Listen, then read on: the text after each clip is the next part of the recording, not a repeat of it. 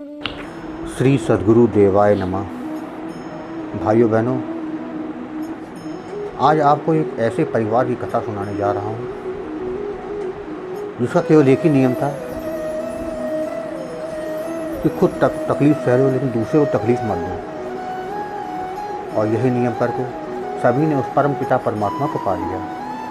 आज आपको एक ऐसे ही भक्त और उसके परिवार की कथा सुनाने जा रहा हूँ। लेकिन इस कथा को पूरा सुनने से पहले जिन लोगों ने Gokul one Ayodhya YouTube channel को अभी तक सब्सक्राइब नहीं किया है, उनसे विनम्र निवेदन है कि वो चैनल को सब्सक्राइब कर दें और बेल आइकन अवश्य दबा दें, जिससे नए वीडियो के नोटिफिकेशन समय समय पर मिलते रहें। संत शिरोमणि आनंद श्री परमहंस श्री राम मंगल दास जी महाराज द्वारा संकलित भक्त भगवान चर्तावली से एक मौलाना की कथा आपको सुनाई जा रहा हूँ। मौलाना साहब के दो लड़के थे, एक औरत थी। इनका एक नियम था कि हमारे शरीर से किसी को कोई तकलीफ़ ना हो। इनका यही भजन था। भगवान इनके संग रहते थे। लड़कों और औरतों को भी यही उपदेश उन्होंने दिया। सब ऐसा ही करते और सभी के पट खुले हुए थे। भगवान से साक्षात्कार होता था सबका। एक दिन पड़ोस में शादी थी।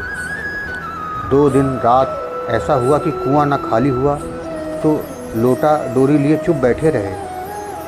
2 दिन तक जब खाली हुआ तब पानी भर के घर लाए। जब लोगों को मालूम पड़ा तो वो बहुत दुखी हुए। उन्होंने आपस में सलाह की कि जब ये जल भरने आवें तो सब जल भरने वाले जहाँ के तहाँ खड़े रहें।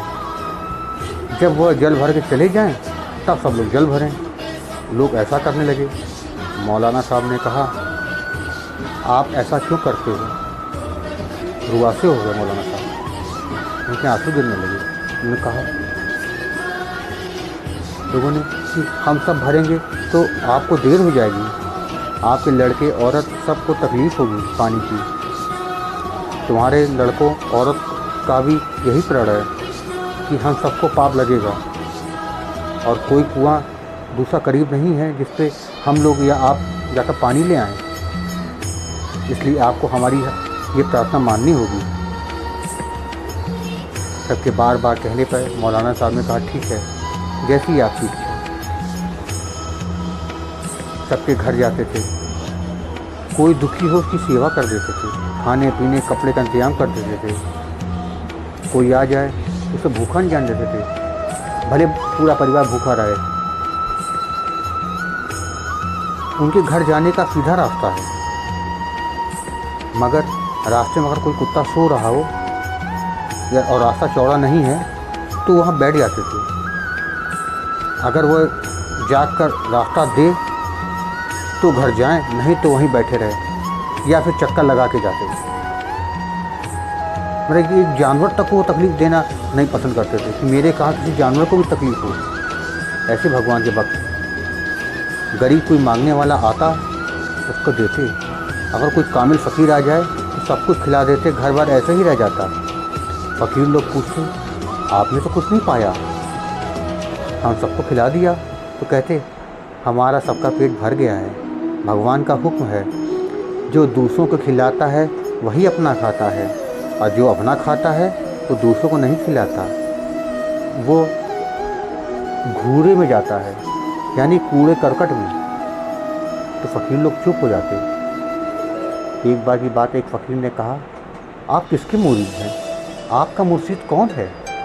तो कहा, हमें एक आवाज़ अंदर से आई, तुमको सबसे सरल तरीका भगवान से मिलने का बताया जाता है। अपने शरीर से किसी को कष्ट ना हो, अपनी तकलीफ़ सह लो, दूसरे को आराम दो। इसी से हम ऐसा करने लगे तो भगवान प्रकट हो गए। अब हमें अपनी छाती से लगा लिया, हमारे पट खुल गए। यही तरीका हमने अपने दोनों लड़कों और औरत को बताया, सब जुट गए, सबके पट खुल गए।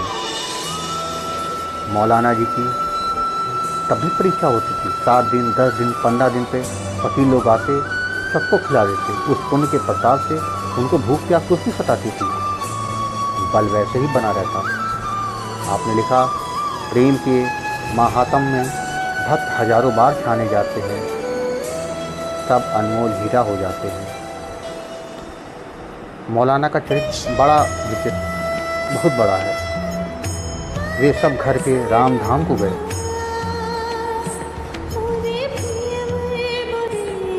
महाराज जी बताते थे कि एक बात ईसा की लिखी है कि एक बार जंगल में होकर निकले तो गाय भैंस चराने वाले कई थे। एक चरवाहा बैठा आंखें बंद किए कहता था, हे भगवान, आपके सर में पाका निकलता है, पक जाता है, उसमें कीड़े पड़ते हैं तो हम उस कीड़े निकालते हैं, दवा लगाते हैं। तो ईसा ने उसे डांटा, कहा, क्या बकता है, भगवान कहीं पाका निकलता है? तो उसने कहा, तुम बताओ ऐसा करें। ईसा ने उसे ध्यान बताया, उसका मन ना जमा। जब ईसा कुछ दूर आगे निकल गए तो आकाशवाणी हुई, तुमने हमारे भक्त को बका दिया। उसका ध्यान उसमें लगा था, थोड़ी कसर थी, अब वह यह ध्यान न कर सकेगा। ईसा लौट गए, उससे कहा, तुम अपना वही ध्यान करो जो करते हो।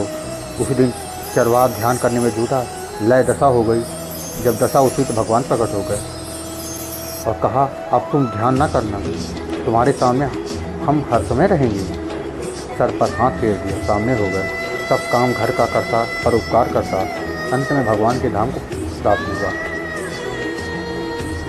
मतलब केवल सच्चा मन में सच्चाई है, भगवान के प्रति प्रेम है, तो भगवान आपके पास हर क्षण हर पल मौजूद है। लेकिन मन में छल कपट है, दूसरे के प्रति द्वेष है, परमात्मा आप कितना भी भजन करें, परमात्मा आपके करीब नहीं आ सकते। ये गांठ माननी है। भाई बहनों, आपको ये कथा कैसी लगी कमेंट बॉक्स में ज़रूर बताइएगा। और हाँ, अगर कथा अच्छी लगे तो शेयर करना ना भूलिएगा। धन्यवाद।